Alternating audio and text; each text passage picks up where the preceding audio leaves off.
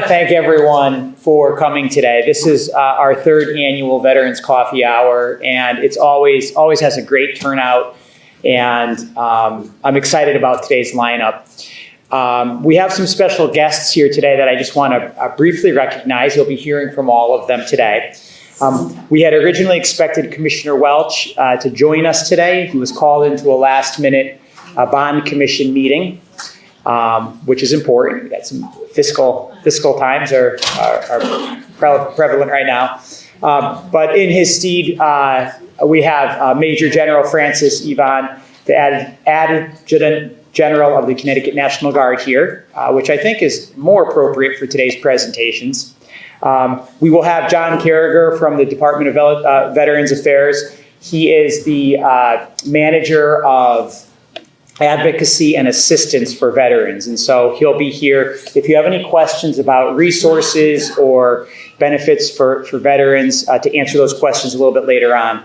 I'm proud that my good friend and colleague, State Representative Jamie Foster, who chairs the Veteran Affairs Committee at the Capitol, we serve together on that committee, is here. And the two of us will be available to answer any questions about pending legislation. We've passed a lot of great bills out of committee that are on the calendar for the House and Senate floors. Some of those bills are summarized on this blue sheet many of you might have. And if you have any questions about those, we will also highlight some of the ones on there that we are most proud of. We have Southington Town Councilor Valerie DiPaolo here. I'm grateful that she's here. It's really important that on the state level and on the municipal level, we're working in partnership to support our veterans. We always have great open lines of communication. And our town manager, Mr. Alex Ricardone, also a veteran, is here with us today. If you've heard me speak before, I always talk about the importance of sharing stories of service.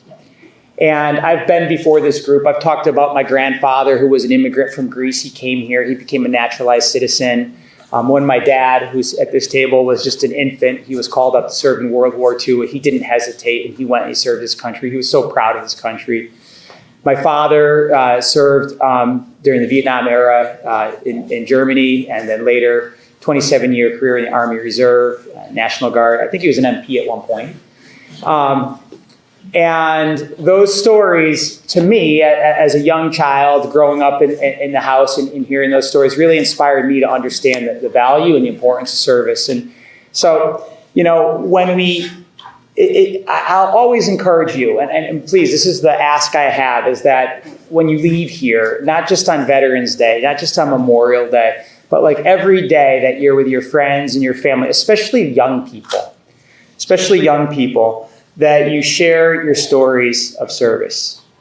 And the reason why I think that's important is because when we talk about service, it brings people together. It brings communities together. And it's unfortunate that if you turn on the news, there's a lot of division.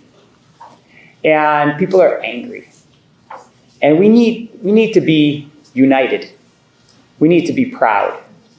And so it's my hypothesis that when we share our stories of service, we get to that end. And so that's my challenge for you. On that note, over a year ago, I was down in Florida visiting my parents. They spend the winter down there. And we were talking about this premise about, the stories of service and how they bring people together. And the name Richard Anderson came up. Now, my mom, she grew up in Meriden, and she knew the Anderson family. And my dad, as I said, served for many years and knew Colonel Anderson through his roles. Myself, I knew Mr. Anderson was involved in military affairs. I went to elementary school with his daughter, Victoria, who's here today. I knew her brothers. They'd come into the Southington Savings Bank, and we'd have some interesting conversations at the teller line, and always encouraged me you should enlist, you should sign up. And it's not too late. No, I know it's not too late. As a young, I served public service in this way. I was a Peace Corps volunteer, and I chose to serve in a different way. But I do remember those conversations and being at your house for birthday parties. And there was a swimming pool, and I remember like a good family with values. And so I thought I'd do a little digging. I went home from that trip in Florida, and I did a little digging, and I found, Colonel Anderson passed away on December 8th, 2018. And so when I read about some of his accolades, the first thing I found out was he served for 42 years, from 1960 to 2002. He started in the 101st Airborne. He was later joined the Connecticut National Guard. He rose to the rank of colonel. He served in a lot of leadership roles. Mr. Anderson was educated more than most people. I'm not going to read his whole resume. We don't have time, but lots of education. He served as a professor of military science at UConn, and he was the senior fellow to the chief of the National Guard Bureau. Very impressive accomplishments, amongst many others. And so I was very happy and impressed when I contacted the family and I said, we'd like to highlight your husband's story, just as an example of the importance of sharing stories of service. Now, I could go on, and I want to pause for a minute, and I want to invite my father up just to share some of his reflections, because he knew Colonel Anderson personally. And then, so Dad, if you could come up, Lieutenant Colonel Chris Poulos Sr., and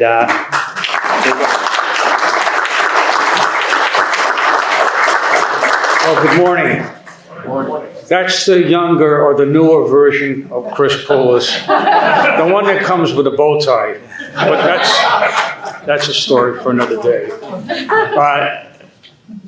It's with a little bit of humility that I'm up here to speak to you this morning. Let me address this thing the right way. Elaine, the family, General Yvonne, town leaders, state leaders. Most of you, if you knew me in town, because I've been here since '73, might remember me as, you probably didn't know about my military background, but you probably knew me as an insurance agent here in town. What you probably don't know is that before I left to go to active duty in 1967, I was a high school teacher, and I taught English and history. And you never lose that, by the way. As much as you maybe get away from it, you never lose it. And so I want to start my remarks and end my remarks with a paraphrase from Shakespeare, and which is germane to this morning. Shakespeare wrote in Julius Caesar, the good we do is often interred with our bones. What does that mean? Well, that means is that our memory, the memories of who we are, our mortality, when it goes in the ground, more often than not, after a little while, it goes away. What Shakespeare tried to tell us was that we become immortal as long as people remember us. So a little sidelight, I'm retired now and I got to fill my time. I can only play golf a couple of days a week and not even that well. But I volunteer in 2 or 3 different areas. And one of the things I do is I visit the Summit Convalescent Home in Plantsville once a week. And every week I'm at the Summit. I go into the common room, and on the wall, prominently displayed, is the picture that you see on the easel over here in the corner. And I urge every one of you, before you leave today, if you didn't look at it, I want you to stop on your way out, take a look at that, because Jonathan Anderson, stand up, Jonathan. Right. I'm going to embarrass him, right? He's the artist. And in a small way, he has immortalized his granddad with that picture. Every time I go to the Summit and I look at that, I remember Dick Anderson, fondly. I remember, I'm not going to talk about his military career, the general can tell you all about his 201 file when he gets an opportunity to speak, or if he has an opportunity to speak. I want to tell you about a multi-dimensional person that I had the privilege and the honor to know. I'll tell you the one war story. I was sitting at the state headquarters. I was part of the logistics G4 shop. The day that the general's new aide was walking through the building, and he came up into our office. We were up on the top floor and kind of sequestered away, and it was good. You like to hide out when you're a young captain. So many colonels around that place. And he came in and he said, "Do you got anything you can tell me about the job that I just got myself into?" And I said, "You have probably one of the toughest jobs in this building, because you got to be the front man for the big man. You got to be out in front. You got to be preparing the way for him, and you're going to be dealing with people 4 or 5 grades above you all the time." I said, "I don't envy you. I like it right here in my little captain slot up in the state headquarters." Well, you know what? He did a great job, and he just progressed through the ranks. But let's talk about Richard in a different vein. I was an independent insurance agent here in town, and he found out about that. And he was quite a businessman. He was a self-starter. He had his career in the Army. He was an educator. He taught at Tonksys. He taught at UConn. He just influenced so many lives that way. And he put these values, he passed on these values to his children about being a self-starter, a hard worker, and that's what makes a success. He was multidimensional. Yes, he was a soldier. Yes, he was a parent and a good family man. Yes, he was a teacher. And yes, he was a businessman. There are very few of you in this room. I think there's 1 or 2 people, Richard over here, Borkowski, that remembers or knew him.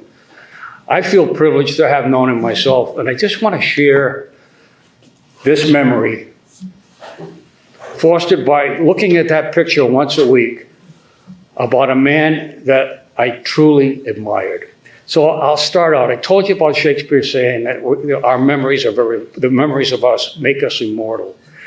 I want to close by another quote from Shakespeare when he talked about, "We few, we happy few, we band of brothers. For every one of you who has had or is willing to shed his blood with me will forever be my brother." Thank you very much.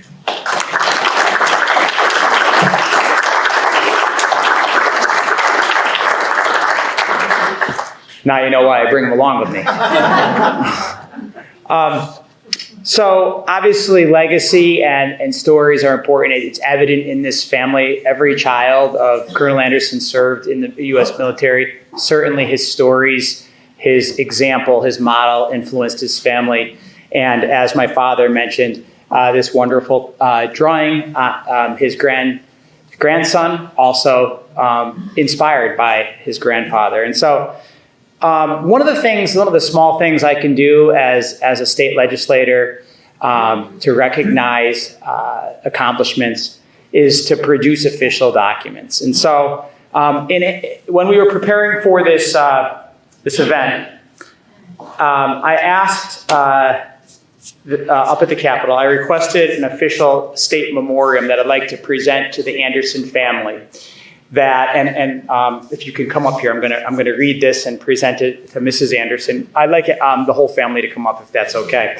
And basically, it just honors his legacy. I know he's passed some time now, but it's important that we honor his legacy and what he's contributed to our state and our great nation. And so this is a beautiful document. Come on over here. Okay. Big group. Yeah, it's great. You're very proud. I am. So this is a beautiful document. It says on it, State of Connecticut General Assembly in memoriam. Be it hereby known to all that the Connecticut General Assembly extends its sincerest condolences and expressions of sympathy, and I'll add, and recognition for a lasting legacy to the family of Colonel Richard Anderson and it talks a little bit about Colonel Anderson. It says, Colonel Anderson's distinguished military service began with the 101st Airborne Division. He later joined the Connecticut National Guard, rising to colonel and serving in key leadership roles, including professor of military science at UConn and senior fellow to the chief of the National Guard Bureau. He also served over a decade with the Hartford Police Department, demonstrating unwavering commitment to his country and his community. His legacy of service and leadership will always be honored. Introduced by myself and the other 4 members of the Southington delegation, given on this 11th day of April, and signed by the President of the Senate, the Connecticut Speaker of the House, and Connecticut Secretary of State. So it's an honor, a privilege to present this to the Anderson family, to Mrs. Anderson, in great respect and recognition for Colonel Anderson's service. Thank you so much.